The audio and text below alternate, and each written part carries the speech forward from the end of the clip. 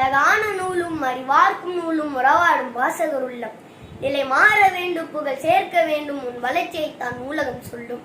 அழகான நூலும் அறிவார்க்கும் நூலும் உறவாடும் வாசகர் உள்ளம்.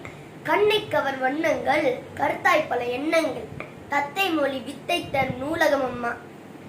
ராஜா சுதந்தன் ஆகிய நான் பட்டுக்கோட்டை அரசு மாதிரி மேல்நிலை பள்ளியில் 5ஆம் வகுப்பு மாணவன். அனைவருக்கும் இந்த சோழ தேசத்து சிறுவனின் பணிவான வணக்கங்கள்.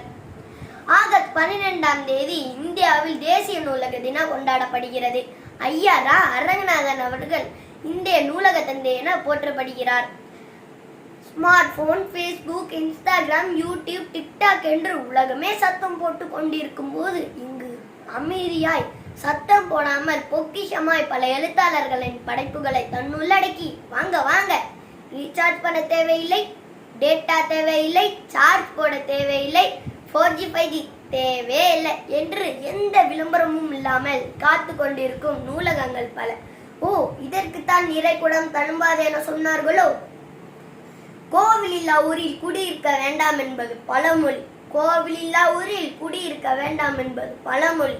நூலகங்கள் இல்லா ஊரில் குடியிருக்க வேண்டாம் என்பது என் மொழி. நூலகங்கள் இல்லா ஊரில் குடியிருக்க வேண்டாம் என்பது என் மொழி. கம்பன் விட்டு கட்டுத்தையும் கவி பாடும் என்பார்கள். அந்த கம்பனின் அறிவையும் உள்ளடக்கியது நூலகம். கம்பன் விட்டு கட்டுத்தெரியும் கவி பாடும் என்பார்கள். அந்த கம்பனின் அறிவையும் உள்ளடக்கியது நூலகம்.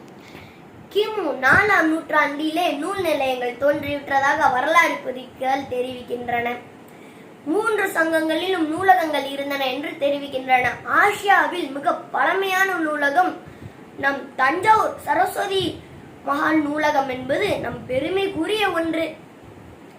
சிறந்த நண்பர்கள் வேண்டுமா, என்னிடம் வா என்று அடக்கமாய் அழைக்கிறது நூலகம்.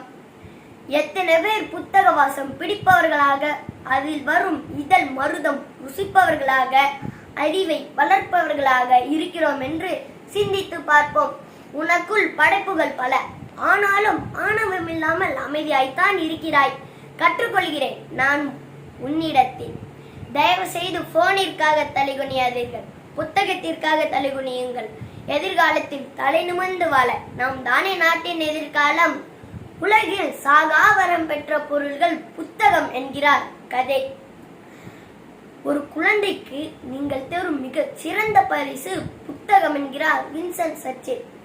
நூல்கள் படிப்போம், நூலகம் காப்போம். நன்றி, வணக்கம்.